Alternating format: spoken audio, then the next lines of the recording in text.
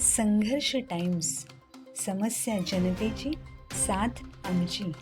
कडाव येथे जुगार अड्ड्यावर पोलिसांचा छापा, 7 जणांविरुद्ध गुन्हा. कर्जत पोलिसांनी कडाव येथे अवैध जुगार अड्ड्यावर छापा टाकून 3 पत्ती हा जुगार खेळणाऱ्या 7 जणांविरुद्ध महाराष्ट्र जुगार प्रतिबंधक अधिनियम 1887 अंतर्गत गुन्हा दाखल केलेला आहे.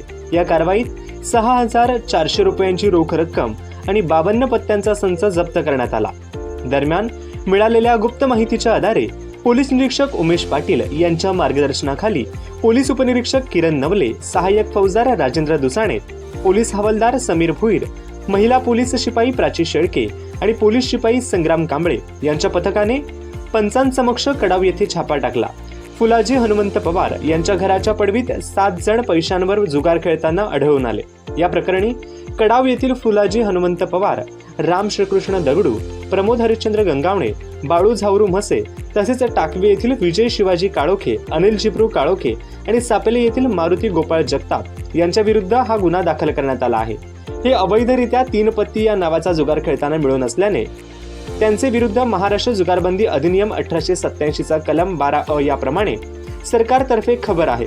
सोबत जप्त मुद्देमाल व पंचनामा करण्यात आला असून कारवाईनंतर आरोपींना नोटीस देऊन सोडण्यात आले आहे. पुढील तपास सहाय्यक फौजदार राजेंद्र दुसाणे करीत आहेत.